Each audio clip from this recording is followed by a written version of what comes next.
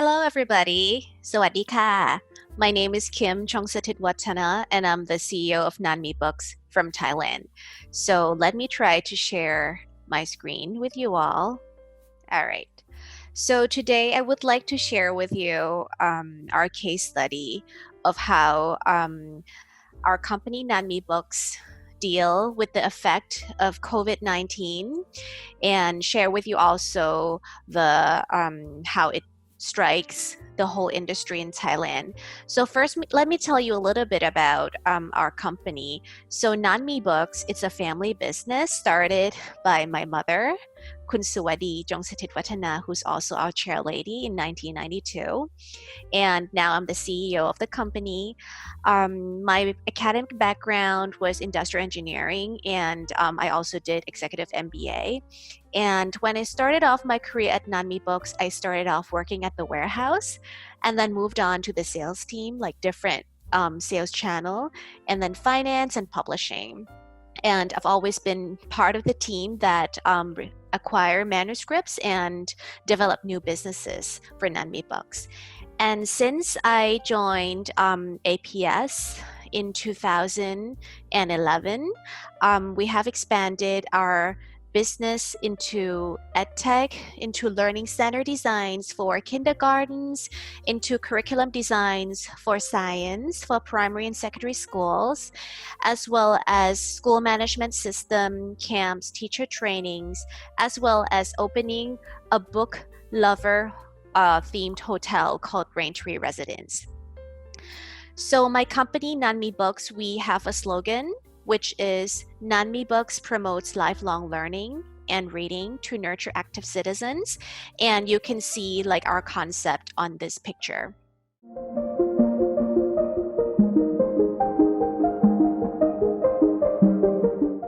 We have about 3,000 active titles, and a lot of them are licensed, about 79%, and among them 33% are from Korea.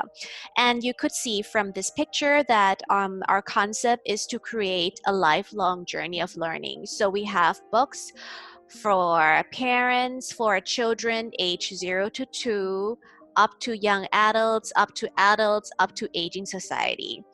And we do various kind of books, like we do picture books, parenting, reference book, workbooks. So this target group's about like 28%. And we also do education comics, reference books, study guides, fiction, languages, and textbook for Chinese as a foreign language. This is our main chunk of the portfolio. And actually this year is a very important year for us. We're celebrating the 20th year anniversary for Harry Potter Thailand edition. And yeah, we also do adult books that contributes about 15% to our portfolio, and we do all these categories, as you could see. We are also in Teacher's Guide and Professional Development for teachers, and we do like early childhood, STEM education, Chinese, etc. I would like to also share with you our bestsellers in Thailand between July and August. This year, I got the information from two of our partners, CEOin and Nine bookstores. So you could see from the covers and from the title translations that I have put here, 4 out of 5 are nonfiction. There are like self-development, on how to improve yourself, like communications, finance, trading, or like inspiration. And the 5th cover that you see here, it's a novel from China. So novels from China, especially about love or about time travel, it's really, really popular in Thailand.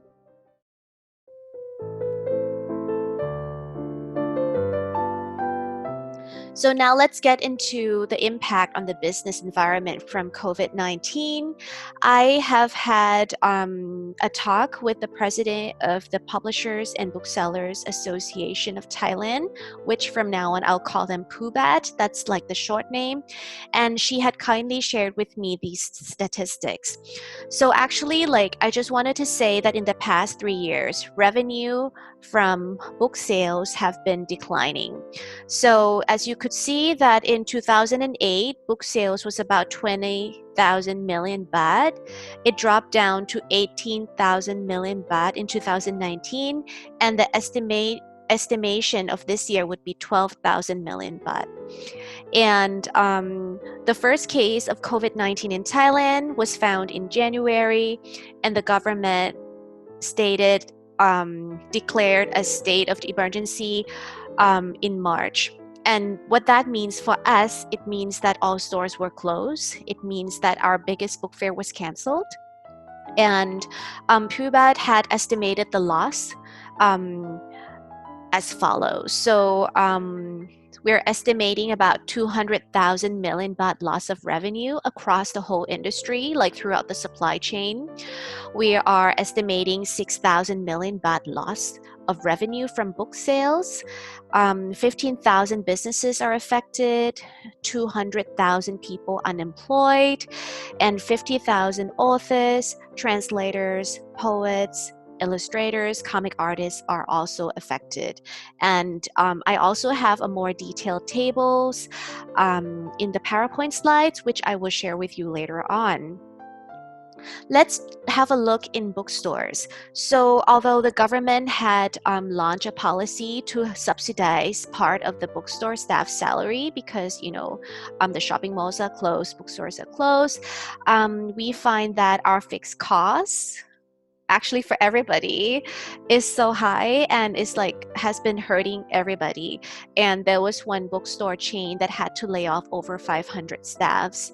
From this crisis alone, 50 bookstores had to close, and that exclude a very important sales channel, especially for us, which is a big bookstore and convenience store chain that closed down 90% of its outlets, from over 10,000 to about just over 1,000 stores today. And that took place in the last 1.5 to 2 years.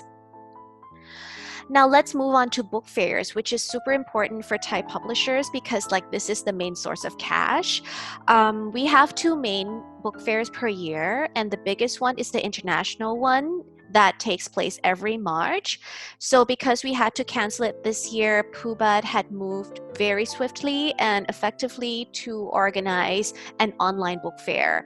And you could see from the picture above, many people come to our book fair. And now that it's online, our revenue dropped 93%. This is across Phubat. And the number of visitors dropped by 65%. And the number of exhibitors dropped by 51%.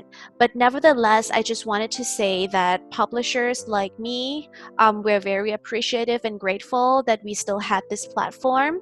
And this online book fair platform still has ongoing campaigns until today. So that's really nice.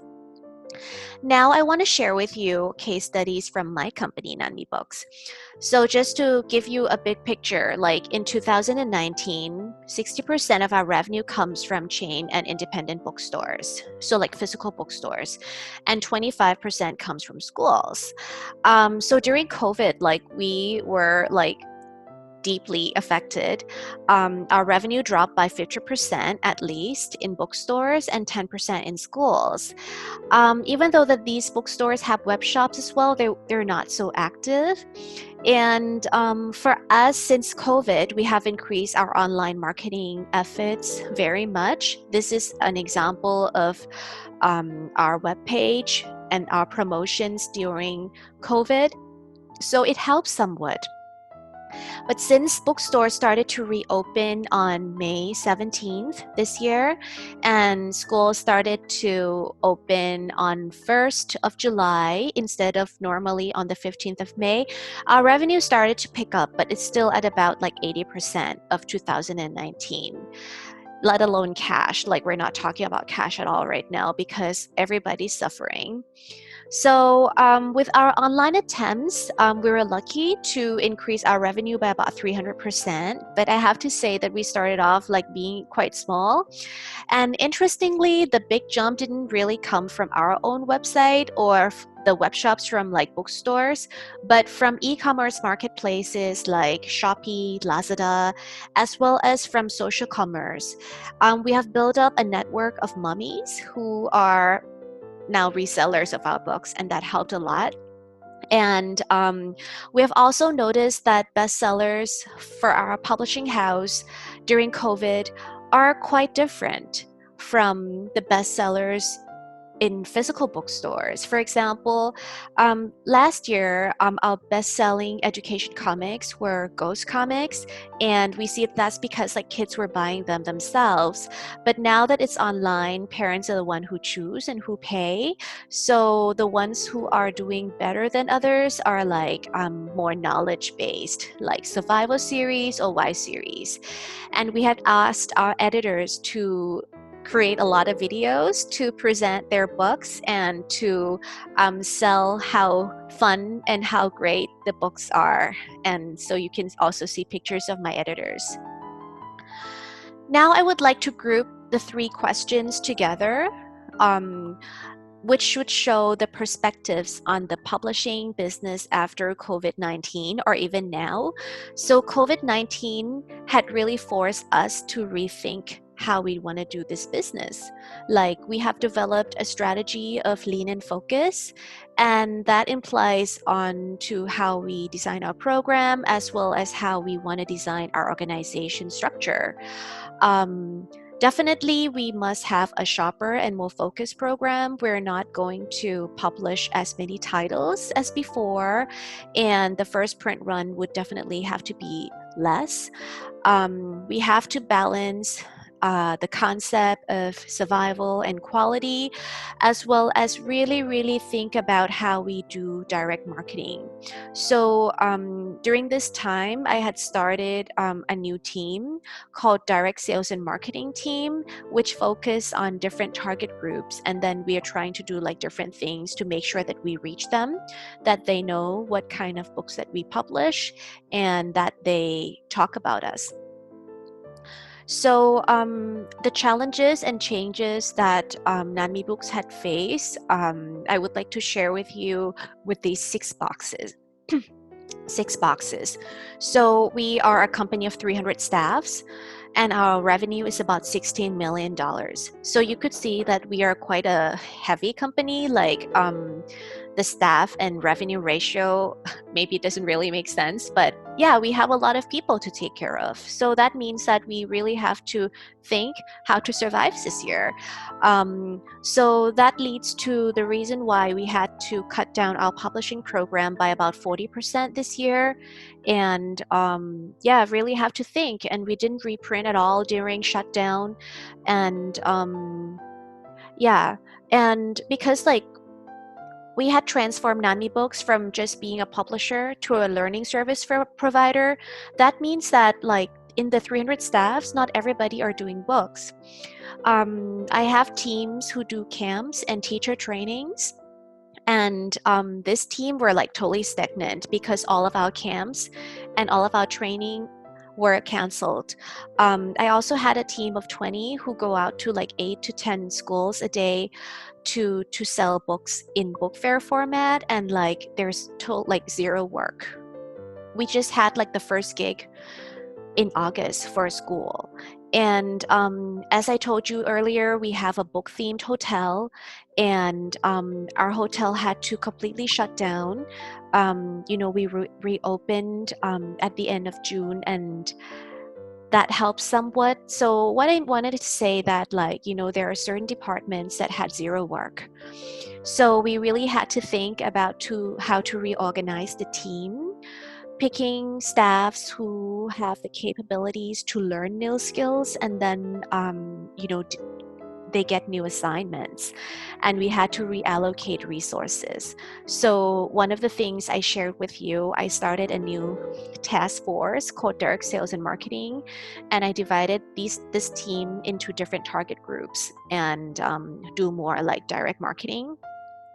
We also had to increase our effort in our online programs, both digital marketing as well as e-commerce. So we made a lot of videos. So we have a lot of videos to introduce our books and products. And I also created a task force of about 40 people, and they worked for like 2 months straight to improve and revise our metadata. We wanted to make sure that when customers search whatever keywords, they can find our books. And we wanted to make sure that we could offer personalized program for our customers, and I will share with you later on. So first, I wanted to share with you what we did in our consumer businesses. That's like selling direct to readers. So in the first picture, you see this bear. The reason it's a bear is because my company name, 난미북스, me, means me or bear. So we created this bear who are book advisors, and we recommend books for each customer personally based on the age, lifestyle, interest, budget of the customer and readers by using the metadata file. My team also created this campaign called Family Fun Learning, and it's a package that include book sets designed for different age group under various theme. For example, this one is like for P6, that's 12 years old, under the theme weather, climate, and disaster. And they include books as well as parents' guides. These are like activities that parents can do with their kids after kids reading the books. And we also have like videos to kind of like get them started and don't be scared on how to use these books. We also try to organize online camps. A few times you see like this little girl is creating some invention from learning online, but it didn't really work out so well, so we didn't continue. Let me also share what we did with our education business. Basically, like during the start of COVID shutdown, one of my friends who owns a private school in the south of Thailand called me, and she was like, hey, I need ideas because my teachers have to give online classes via Zoom or, online platforms, and they need ideas. So my team created a campaign called Play and Learn campaign, and it has 2 tracks. So primary and kindergartens. Kindergartens have executive function sets and STEAM sets. Primary, we have STEM and literacy. And within each set, it consists of books, lesson plans, assessment tools, video tutorials on what activities teachers can do with these books, and then like they can buy as sets like this. We also had to develop new businesses really quickly. We had ventured into EdTech, 8 years ago. We did a product called MathWiz. It's an online tutoring service in math. And we sell this to Thai schools. We've been doing this for 8 years. And then this year, with COVID, we realized that schools need so much more help, especially like to digitalize their processes in administration and academia. And so like we work with a company called EduPage from Slovakia to offer the school management system to Thai schools. And we get quite good feedback from that.